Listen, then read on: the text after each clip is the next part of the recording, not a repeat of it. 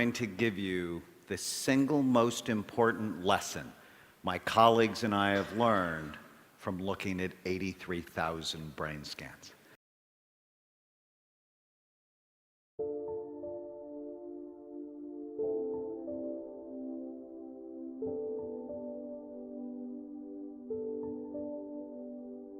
In 1979, when I was a second-year medical student, someone in my family became seriously suicidal, and I took her to see a wonderful psychiatrist. Over time, I realized that if he helped her, which he did, it would not only save her life, but it would also help her children and even her future grandchildren, as they would be shaped by someone who is happier and more stable. I fell in love with psychiatry because I realized it had the potential to change generations of people.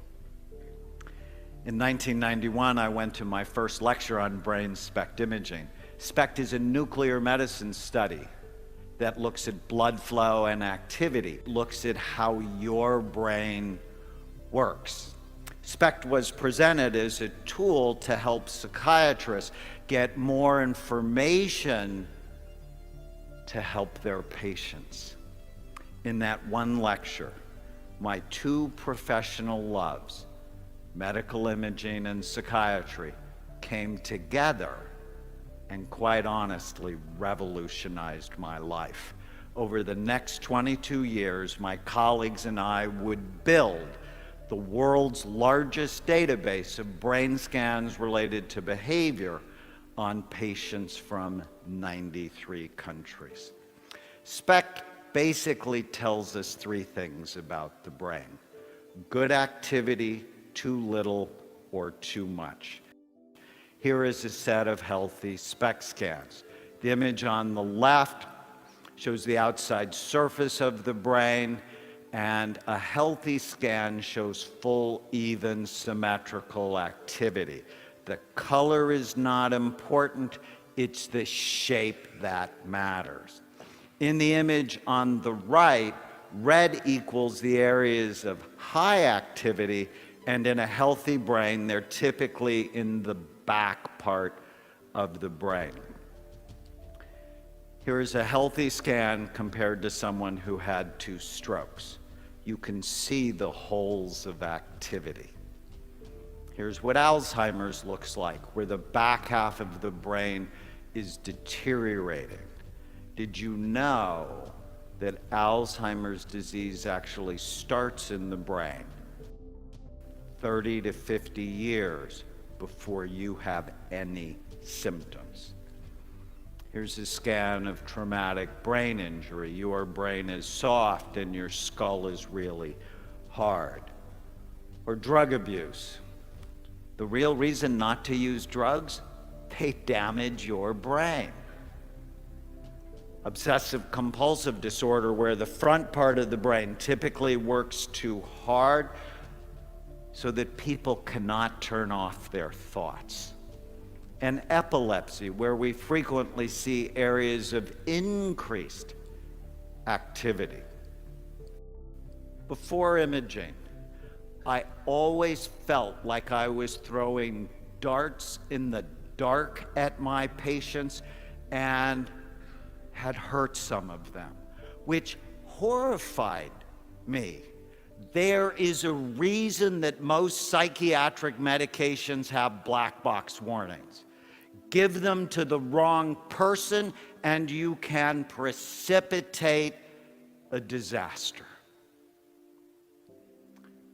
Early on, our imaging work taught us many important lessons, such as illnesses like ADHD, anxiety, depression, and addictions are not single or simple disorders in the brain. They all have multiple types. For example, here are 2 patients who have been diagnosed with major depression that had virtually the same symptoms, yet radically different brains. One had really low activity in the brain, the other one had really high activity.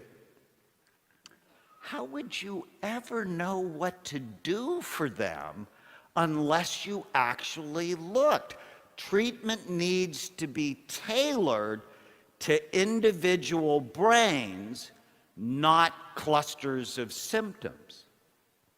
Our imaging work also taught us that mild traumatic brain injury was a major cause of psychiatric illness that ruined people's lives, and virtually no one knew about it because they would see psychiatrists for things like temper problems, anxiety, depression, and insomnia, and they would never look, so they would never know.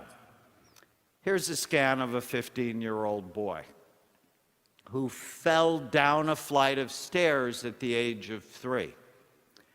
And even though he was unconscious for only a few minutes, there was nothing mild about the enduring effect that injury had on this boy's life. When I met him at the age of 15, he had just been kicked out of his 3rd residential treatment program for violence. He needed a brain rehabilitation program, not just more medication thrown at him in the dark or behavior therapy, which, if you think about it, is really cruel.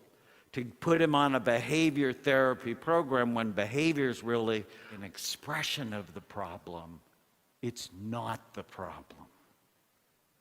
Researchers have found that undiagnosed brain injuries are a major cause of homelessness, drug and alcohol abuse, depression, panic attacks, ADHD, and suicide.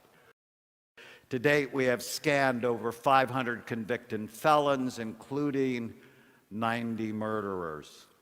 Our work taught us that people who do bad things often have troubled brains. That was not a surprise. But what did surprise us was that many of these brains could be rehabilitated. So here's a radical idea. What if we evaluated and treated troubled brains rather than simply warehousing them in toxic, stressful environments? In my experience, we could save tremendous amounts of money by making these people more functional, so when they left prison, they could work, support their families, and pay taxes. Dostoevsky once said, "A society should be judged not by how well it treats its outstanding citizens, but by how it treats its criminals." Instead of just crime and punishment, we should be thinking about crime evaluation and treatment.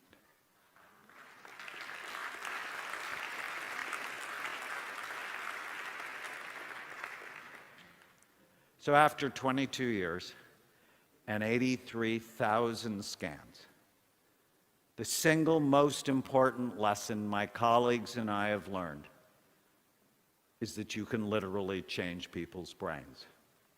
And when you do, you change their life.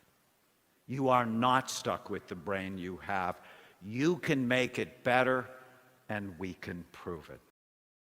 How exciting is that? I am so excited. Reversing brain damage is a very exciting new frontier, but the implications are really much wider. Here is the scan of a teenage girl who has ADHD, who was cutting herself, failing in school, and fighting with her parents.